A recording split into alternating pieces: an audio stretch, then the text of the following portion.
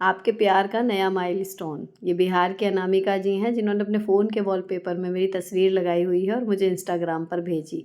और इस तस्वीर की वजह से मुझे आज आप ब्लॉग में देखोगे जो मैं परेशानी में थी, लेकिन एक नई एनर्जी से भर दिया, क्योंकि मैं हमेशा मानती हूँ आपके लाइफ की सफलता जो है वो इस बात पर निर्भर करती है आपने कितने लोगों की लाइफ को पॉजिटिवली छुआ है और कितने लोगों की लाइफ में आपकी वजह से पॉजिटिव चेंज आए। लेकिन किसी की भी लाइफ में पॉजिटिव चेंज लाने के लिए ये तो ज़रूरी है ना कि पहले हम तो सॉर्टेड रहें।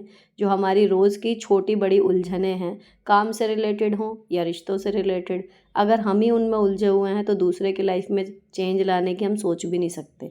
इसीलिए इस चैनल से जितने भी लोग जुड़े हुए हैं, जो भी मेरे व्यूअर्स हैं, मेरी कोशिश यही है उनमें से हर एक अपनी लाइफ में सॉर्टेड हो और लोगों की मदद करने के लायक बन सके। हेलो दोस्तों, कैसे हो आप लोग। Welcome back to the channel live life easy. आज का ब्लॉग बिल्कुल अलग है। रात को ना लाइट चली गई थी आंधी तूफान की वजह से, और इतनी लंबी गई कि एसी नहीं चला। तो लॉबी में ज़मीन पर बिस्तर बिछा के दोनों बेटियां मेरी यहाँ पर सोई थी और मैं सोफे पर इनके साथ सोई थी। लेकिन सुबह उठ के मुझे रात में ही चढ़ गया था फीवर। तो गर्मियों का बुखार था। अभी डॉक्टर के पास जब गए थे तो पता चला था, तो मैं सबसे पहले सुबह उठ के नहा ली हूँ।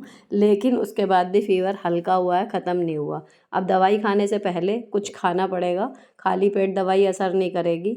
तो मैं पहले बैठी हुई थी और आज वीडियो शूट होना था। पहले सोचा कि करूं नहीं करूं, फिर मुझे लगा कि अक्सर हमारी शेड्यूल को देख के, मेरे शेड्यूल को देख के आप लोगों को लगता है कि रोज़ पॉसिबल नहीं हो पाता, कैसे करें पंक्चुअलिटी, और इससे रिलेटेड आजकल क्वेश्चन बहुत आ रहे हैं। तो आई थॉट कि जो है जैसा है, आज भी जो जो करती जा रही हूँ शूट कर लूँगी। आपको एक आइडिया मिल जाएगा कि इस तरीके की जब कंडीशन होती है कि जब मैं काम करने के काबिल नहीं होती, तब मैं क्या करती हूँ, है ना। क्यों मैं आप लोगों से हमेशा कहती हूँ ना कि जब आपकी तबीयत ख़राब है और आप काम करने के लायक नहीं हैं, तो आप काम नहीं करेंगे। तो उस स्थिति में मैं क्या कर रही हूँ, आज आपको देखने को लाइव मिल जाएगा। मैं हमेशा कहती हूँ कि जब आप वर्किंग मोड में नहीं हैं तो नहीं है, फिर बाकी का काम कैसे होगा वो देखा जाएगा। लेकिन आप जितना काम एक्चुअल में कर सकते हैं उतना ही करेंगे, तो ही आपकी बात की वैल्यू होगी। अब लॉजिक है कि मुझे दवाई खानी है, सही जल्दी उतर रहे बुखार उसके लिए, और उसके लिए दवाई असर करेगी जब जब मैं कुछ खा लूँगी। तो एटलीस्ट 1 कप चाय और ब्रेड रखी हुई है, वो अगर मैं थोड़ा सा खा लूँ तो उसके बाद मैं दवाई खा पाऊँगी। This is the best which I can do अगर मुझे फ़ीवर उतारना है तो। और जितनी देर में मैंने चाय का बर्तन टोकरे में से निकाला है, उतनी देर में उसके ऊपर के जो बर्तन थे वो मैंने बस ड्रॉअर में अपना लगा दिए। अब दूध चाय के लिए निकाला था, इस भगोने में कम था, तो मैंने हाथ के हाथ बच्चों के जो ग्लास हैं दूध के, उनमें डाल दिया है। साथ में ये वाला भगोना अब खाली हो जाएगा, तो दूसरा ताज़ा वाला दूध जो रखा है वो निकालूंगी। तब मेरे हस्बैंड जब आएंगे, आगे का प्रोसीजर वो संभाल लेंगे। लेकिन इतने चाय बन रही है, खड़े मुझे होना ही है चाहे कैसे भी हों। तो इतनी देर सीधे खड़े होने की बजाय छोटे मोटे काम जो हैं वो करके रख दे रही हूँ, आगे का वो देख लेंगे। अब मैंने ये ताज़ा वाला दूध है, इसकी मलाई निकालनी होती है। तो मलाई को जब सबसे पहले डालती हूँ ना, पहले दिन की मलाई, उसमें दही डाल देती हूँ, और दही लगाने के बाद फिर उसके ऊपर बाकी की मलाई आती रहती है। तो ये तीसरे दिन की मलाई है इसमें, और 6 दिन में लगभग ये 6 बार के दूध में समझिए ये भर जाएगा। तो 6 से 8 दिन की मलाई, ये जो बाउल है कांच का, ये भर जाता है। और इसको ढक के फिर रखती हूँ फ्रीज़र में, तो मलाई ख़राब नहीं होती और फिर इसका घी बन जाएगा। इस तरीके से छन्नी से निकालने से ना बिल्कुल अच्छे से छोटे छोटे से जो टुकड़े होते हैं मलाई के, वो भी आराम से निकल जाते हैं कम समय में। अब मैंने ब्रेड निकाल ली है खाने के लिए, और मलाई रख दी है मैंने फ्रीज़र में। ये ब्रेड मैंने शाम को ही कल मंगाई थी जेप्टो से। इंग्लिश ओवन की 100% आटा ब्रेड है। मैदा वाली हम लोग कभी एक आध बार आ जाती है, अदरवाइज़ ये आटा ब्रेड ही यूज़ करते हैं। और इसमें मैंने लगा लिया पीनट बटर, तो 2 पीस मैं पीनट बटर लगा के साथ में चाय, ये इतना सॉलिड फूड पहुंच जाएगा पेट में कि इसके बाद फिर मैं बुखार की दवाई खा लूँगी। अच्छा, बुखार मुझे 100 के लगभग है, बहुत ज़्यादा नहीं है। लेकिन आरोही 100 वाले फीवर में दवाई खा के चली गई थी स्कूल, और उसके बाद फिर उसका बढ़ गया था। तो वो चीज़ मैं नहीं करना चाह रही, तो मैंने स्कूल की सबसे पहले सीएल्ड अपनी अप्लाई करी, ताकि अगर हो गई अप्लाई तो फिर मैं छुट्टी पे हूँ ये कंफर्म हो जाएगा। सबसे पहले काम मैंने यही किया था, नहाने के बाद भी जब फीवर नहीं उतरा था। तो सुबह 5 बजे ही मैंने स्कूल में अब जो सर हैं उनको मैसेज भी कर दिया था कि छुट्टी अप्लाई हो गई और ये दिक्कत है, कॉल कर दिया था। देन अब मुझे सॉर्टेड हूँ कि छुट्टी मैं ले रही हूँ, रेस्ट करूँगी, दवाई लूँगी, ताकि एक ही दिन में मैं सही हो जाऊँ, ये चीज़ लंबी ना खींचे। अब मैंने मलाई निकाल के रख दी थी। कल का मील प्लान जो मैं बना के रखती हूँ, चाहे लिख के रखूँ या पूछ के, तो कल फाइनल हो गया था कि ब्रेड पिज़्ज़ा बनेगा। तो मलाई मैंने कांच के बोल में ब्रेड पिज़्ज़ा बनाने लायक जो है वो निकाल दी है, और इसमें प्याज, हरी ये शिमला मिर्च और टमाटर, ये बारीक बारीक चॉप करके, ये सब काम अब मेरे हस्बैंड देख रहे हैं। तो उन्होंने पहले अभी अपने सिंगल हैंडेडली नहीं बनाया ये कभी, तो मैंने जस्ट बता दिया था कि ये तीनों चीज़ कटेंगी, ये निकाल के रख दी थी। देन मसालों में सिर्फ नमक, हल्की सी लाल मिर्च और ऑरिगेनो, तीन ही चीज़ डलनी है। सिंपल सी रेसिपी है, इतनी कुकिंग उन्हें आती है कि उन्हें हल्का सा इशारा मिलना चाहिए था कि क्या करना है, तो वो फिर कर लेंगे। अब बता दिया था फीवर है, तो उन्होंने आते ही पहले यही पूछा है कि दवाई का क्या किया। तो मैंने बोला कि मैंने ले ली है, चाय और ब्रेड खा के। अभी आधे पौने घंटे में मतलब मेरा फीवर जो है वो उतर जाएगा, मुझे पूरी उम्मीद थी। लेकिन ये था कि मैं अभी भी कोई भी हार्श एक्टिविटी करने से बच रही हूँ, लगातार खड़े होने से, क्योंकि प्रॉपर इस टाइम पे गर्म हो रहा था शरीर। अब यहाँ पर ये ब्रेड पिज़्ज़ा का जो हमने बनाया है मलाई वाला हिस्सा, ये इसको लगा के मलाई की साइड से ही तवे पे रख के नॉन स्टिक वाले पे फिर हल्का सा दबा के सेक देते हैं, तो ये सारा इसमें चिपक जाता है अच्छे से। और फिर पलट दो, दूसरी साइड से क्रिस्प रहता है और मलाई वाली साइड से जूसी सा, तो ये अच्छा लगता है।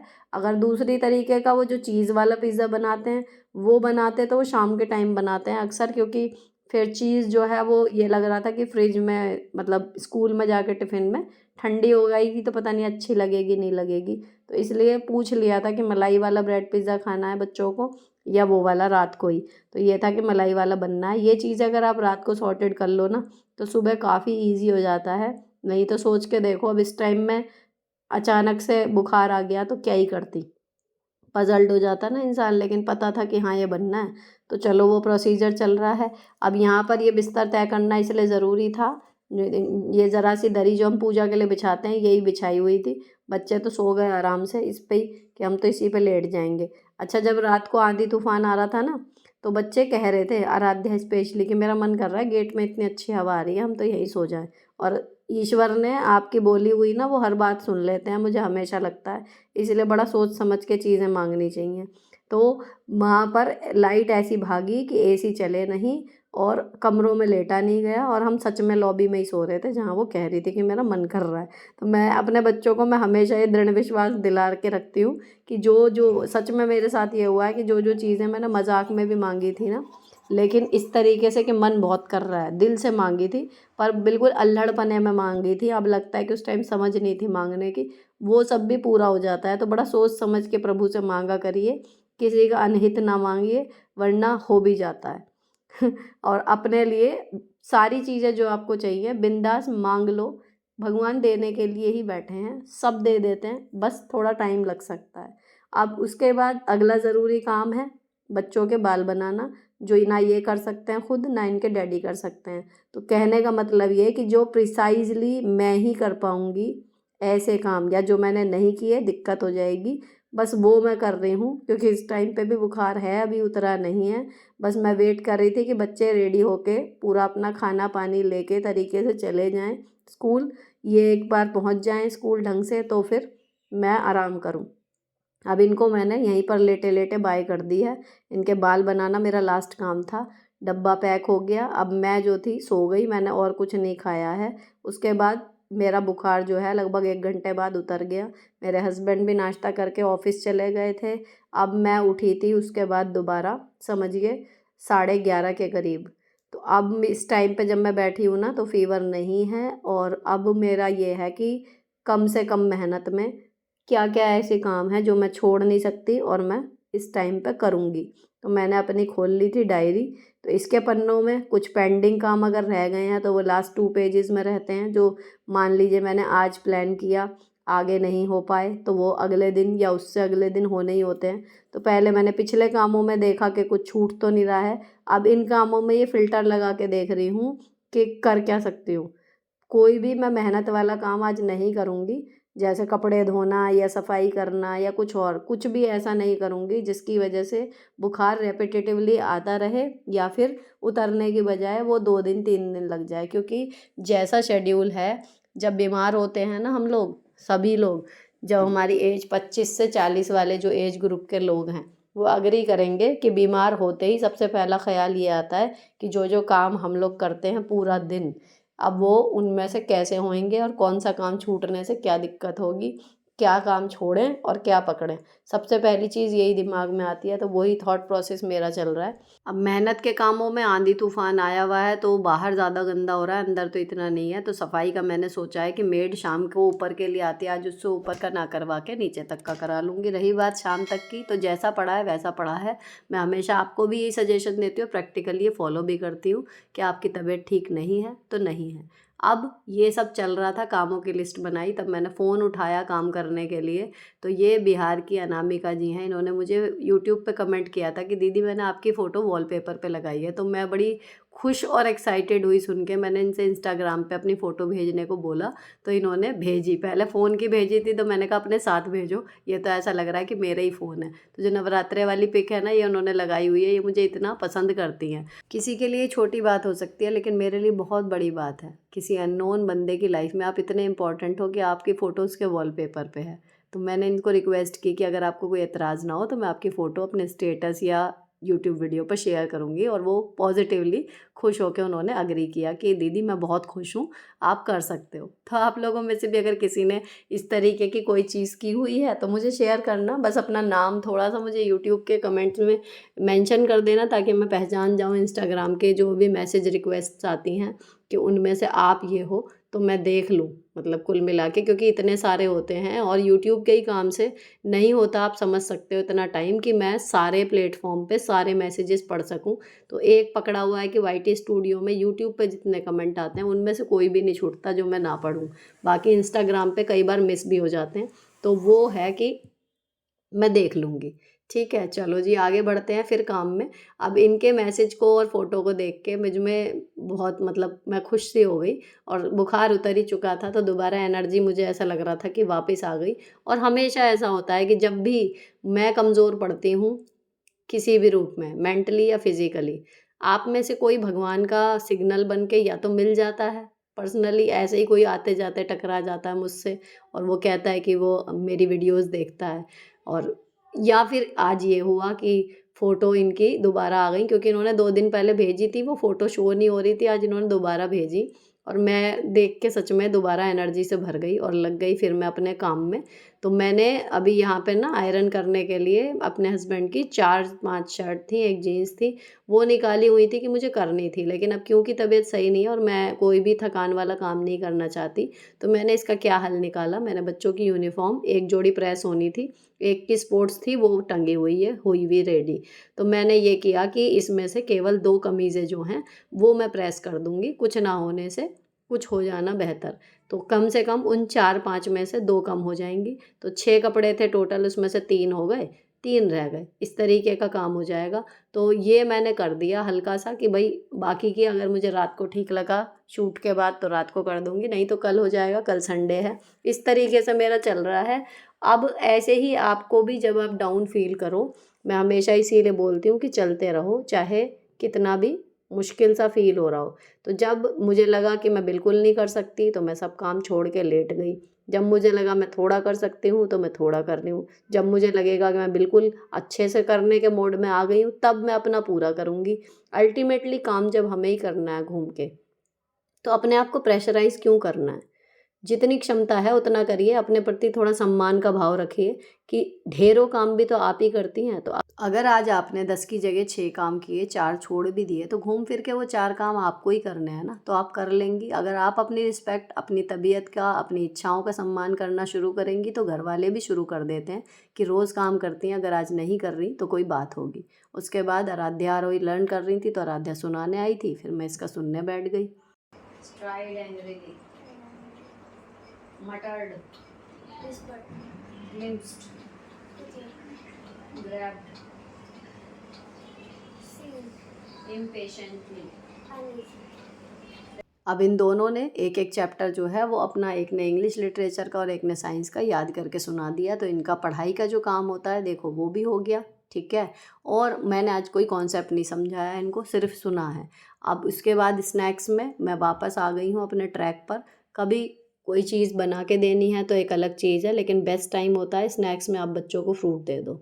तो मैंने अभी तरबूज ये मंगाया हुआ था, तो तरबूज जो है आज इन्होंने वो किया कि जैसे मैं हमेशा काटती हूँ पीसीज, ये रेड वाला पार्ट, उसमें वेस्टेज कम से कम होती है और ईजिली खाया जाता है। लेकिन आज इनकी फरमाइश थी कि हमें ऐसा वाला काट के दो, वो वीडियो वगैरह में ऐसे ही दिखाते हैं ना बड़ा, कि ऐसे वाला काट के दो, इसमें ऐसे खाना है। तो फिर मैं इस तरीके से आज इनके लिए काट रही हूँ। 5 या 6 पीसेस मैंने काटे थे कि उसमें से एक आध अगर मुझे खाना होगा अभी तो मैं खा लूँगी, नहीं तो मुझे क्रेविंग हो रही थी इस टाइम पे कुछ ठंडा या फिर मतलब कुछ पीने की। इस टाइम ये खाने का मन नहीं कर रहा था, तो मेरे को मन कर रहा था सही बताऊँ तो कोल्ड कॉफ़ी का। तो फिर मैंने सोचा कि मन कर रहा है तो मैं वही बनाऊँगी। फ़िलहाल इनके लिए मैंने ये काट के दे दिए। अब इसमें ना इन्होंने काला नमक डलवाया, वरना जो बेसिक तरीका है हमारे यहाँ तरबूज़ खाने का वो ये है कि इसका रेड वाला हिस्सा बाइट साइज़ में काट लिया, उसके बाद उस पे काला नमक छिड़क के फिर हम लोग खाते हैं। ठीक, तो अब इन्होंने अपने तरीके से कटवा लिए हैं पीस, देखते हैं इसमें से कितने ख़त्म करेंगी। खैर अब ये ले गई खाने के लिए, तो आज इनका स्नैक्स ये हो गया। अब कोल्ड कॉफ़ी जो थी वो मैंने कैसे बनाई है, जो चॉपर है ना ये हैंड वाला, उसमें ये दूसरा अटैचमेंट आया था, तो इसमें चीनी और कॉफ़ी मैंने घोल के अच्छे से फिर ये डाल दी, ऊपर से डाल दिया इसमें फ्रिज का ठंडा दूध, बर्फ़ वगैरह नहीं डाली है, लेकिन फ्रिज का दूध था चिल्ड। अब इसे डाल के फिर मैंने जैसे नॉर्मल इसको चलाते हैं वो चला दिया।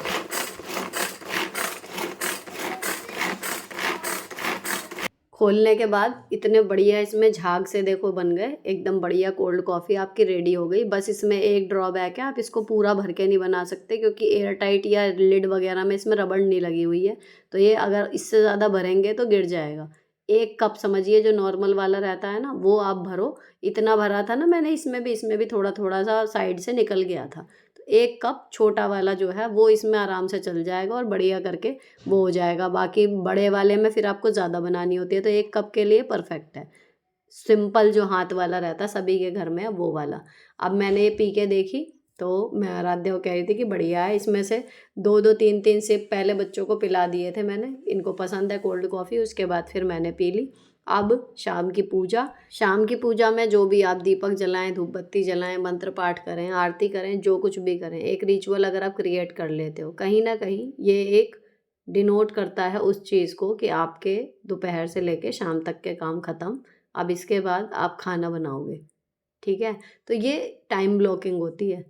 अगर आप पढ़ के देखो कहीं पे सर्च करना टाइम ब्लॉकिंग, तो एक टाइम होता है। अब मेरा क्या हुआ है आज अगर आप ध्यान दो सुबह से, कि सुबह का जो बिज़ी मॉर्निंग शेड्यूल रहता है, उसके बाद स्कूल, दोपहर तक, उसके बाद दोपहर में स्कूल से आने के बाद का 1 घंटा, वहाँ तक का समझिए आज मेरे 2-3 ब्लॉक जो होते हैं, वो मैंने काम नहीं किया। रेस्ट कर लिया, दवाई खा ली, हो गया, ठीक है? अब शाम के जो 2-3 ब्लॉक होते हैं, यानी कि 4 से लेके 6-7 बजे तक, फिर 7 से लेके 10 बजे तक जो काम है, देन एडिटिंग या वीडियो शूट, ये अगेन 2-3 ब्लॉक हैं। इनमें अब मुझे बुखार नहीं है, मैं इनमें अच्छी तरीके से नॉर्मल स्पीड से करते हुए परफॉर्म कर सकती हूँ, तो कर लिया। अगर आप इस तरीके से करके करोगे ना, तो टाइम टेबल बनाने के बाद जब आप उसको पूरी तरीके से फॉलो नहीं कर पाते, तब भी आपको एक गिल्ट वाली फीलिंग या फेलियर वाली फीलिंग नहीं आएगी। ट्राई करके देखना। अगर दिन के हमने 5 हिस्से या 6 हिस्से बनाए हैं और उनमें से हम किसी 1 या 2 हिस्से में या 3 हिस्से में भी परफॉर्म नहीं कर पाए, कोई बात नहीं। अगले हिस्से में हमारे पास फिर एक नई शुरुआत करने का मौका होता है। इस तरीके से आपका जो टाइम टेबल है या आराम करते हुए भी आपका जो शेड्यूल है, वो काफ़ी प्रोडक्टिव हो सकता है। ट्राई करके देखना। अब यहाँ पर फिर डिनर वाला प्रोसीजर शुरू हो गया। कैबेज आलू बनाऊंगी, काटा था, फुल्ली पूरी तरीके से शूट नहीं किया था क्योंकि पता था एडिटिंग के लिए बहुत ज़्यादा टाइम नहीं मिल पाएगा, और आओ बहन का वीडियो इसी वजह से मिस हो गया। नहीं कर पाई थी मैं कल रात को शूट क्योंकि तबीयत ही मुझे नहीं लग रही थी ठीक, तो लीव इट, बात वही है। अगर नहीं लग रहा ठीक तो मत करो, लेकिन हाँ ईमानदार रहो, अगर लग रहा है ठीक तो मत छोड़ो। जैसे आज मुझे जब ठीक लगा तो मैं वापस काम में लग गई, जब नहीं लगा था तो बैठ गई। बार बार यही कह रही हूँ कि अपने प्रति ईमानदार रहोगे और अपने बात की वैल्यू करोगे तो परिवार अपने आप करेगा। आप कह रहे हो एक तरफ मेरी तबीयत ठीक नहीं है और दूसरी तरफ सारा काम करते चले जाओगे, तो लोगों को नहीं यकीन आएगा कि आपकी तबीयत खराब भी थी। अगर आपकी तबीयत ठीक नहीं है तो आराम करो, करने दो, परिवार को मैनेज कर लेंगे, सब अडल्ट होते हैं, जब सिर पे पड़ती है तो सब कर लेते हैं। बात यही होती है। लेकिन जब आप ठीक हो गए तो फिर आप लग गए अपने काम में धीरे धीरे, तो एक रिस्पेक्ट आती है कि देखो जब सही हो गई तो वापस अपने काम पे आ गई। ठीक, अब इसके बाद मैं वीडियो शूट करूँगी, देन ये वीडियो ख़त्म होता है। अच्छा लगा हो तो चैनल को सब्सक्राइब कर देना। मिलती हूँ आपसे नेक्स्ट वीडियो में। Till then bye bye, stay beautiful always.